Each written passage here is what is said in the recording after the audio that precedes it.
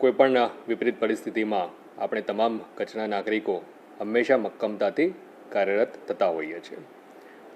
આપણે હાલની પરિસ્થિતિથી તમામ અવગત છીએ.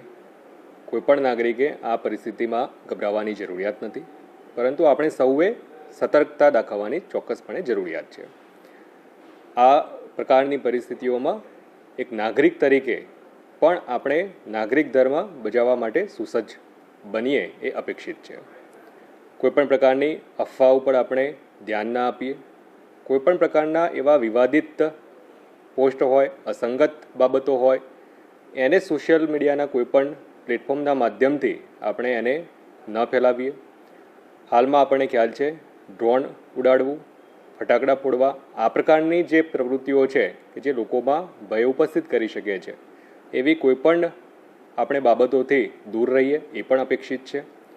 આપણે વહીવટીતંત્ર તરફથી બ્લેકઆઉટની અથવા તો કોઈપણ સૂચનાઓ આપવામાં આવતી હોય એને ખૂબ ગંભીરતાથી આપણે લઈ અને એનું ચુસ્તતાપૂર્ણ આપણે પાલન કરીએ એ પણ નાગરિકો પાસેથી અને આપણા સૌના પાસેથી એ અપેક્ષિત છે.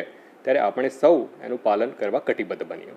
ખાસ કરી કચ્છના જે આપણા નાગરિકો છે એ નાગરિકોને મારી એ પણ અપીલ છે, આપણે હાલના સંજોગોમાં બિનજરૂરી રીતે આપણી અવર જવર ક્યાંય પણ હોય એ ટાળીએ. આપણા વડીલો, આપણા જે પણ બાળકો અને પરિવારના એવા જે પણ લોકો છે કે જેમની સુરક્ષા સુનિશ્ચિત કરવી આપણા પોતાના હાથમાં છે. એમની સુરક્ષા અને એમની ચિંતા આપણે સૌ પ્રથમ કરીએ. મારી આપ સૌને વિનમ્ર અપીલ પણ છે, નાગરિક ધર્મ તરીકે આપણે સૌ સ્વૈચ્છિક બ્લેકઆઉટમાં પણ સહયોગ આપી અને જોડાવવું જોઈએ.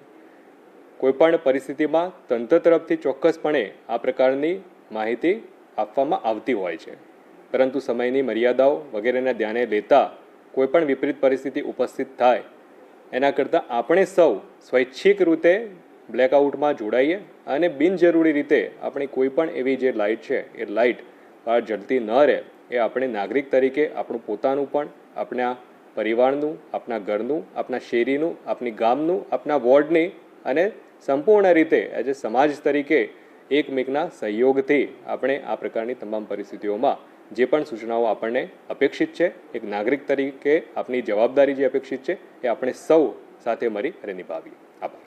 સાંજ સમાચાર ફેસબુક પેજને લાઇક કરો, વિડીયો શેર કરો અને વધુ વિગતવાર સમાચાર માટે sanssamachar.net વિઝિટ કરો.